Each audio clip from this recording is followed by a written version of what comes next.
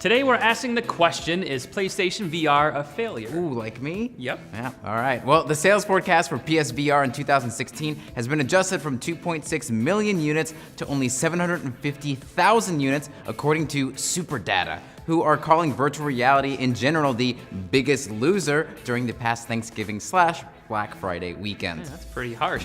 But why the dramatic adjustment, and should Sony be panicking? No, not quite just yet. Yes, the sales forecast for PSVR has been adjusted, but I mean, that's only one company's estimate of sales for another company. Sony CFO Kenshiro Yoshida said sales were, quote, on track after the PSVR launched in October during an earnings call in early November. Yeah, so who are you gonna believe? The actual company? Ghostbusters.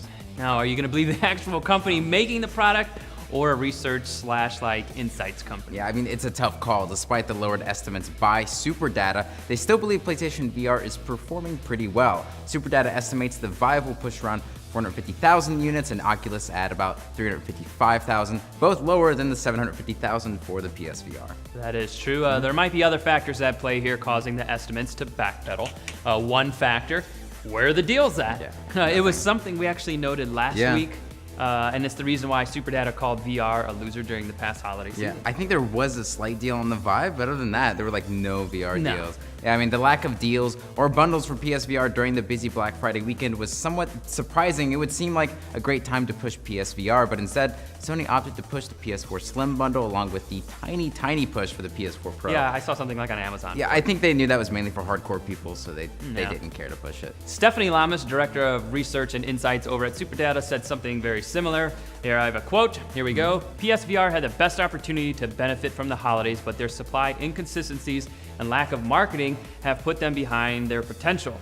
They did not offer any first-party deals this weekend, restock bundles, or market the device, pushing instead for PS4 Pro. And she went on to say, they have also pointed out that VR looks even better on a Pro than a standard slim PS4, so the message to most gamers is, get the Pro now and get the PSVR later. As a result, we won't see them break 1 million shipments well into the new year. Ooh.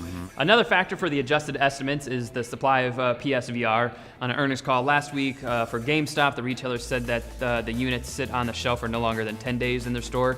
It's actually it's a short shelf life. Yeah. And apparently there's even talks that Sony is deliberately limiting quantities of PlayStation VR Pull back that units. supply, increase the demand. I mean, that's according to Stephanie Lamas. We can't confirm or deny, but not having product on the shelf will always be an issue. And finally, the third factor for the readjustment of sales could just be that Sony is taking their time with it, being a little cautious in this new tech and waiting to push the unit when they have more AAA titles or just, bigger titles in general. I mean, they don't have any real competition. I mean, yeah, you have the HTC Vive and the Oculus, but those are priced higher than the $400 PSVR. There's also all the mobile stuff, like the Samsung, Dream. Yeah, the Samsung Gear VR or whatever. And then the Dream thing that Google has, but still, that's all the lower. It's like the middle low tier where it dominates everything. Yeah. Yeah.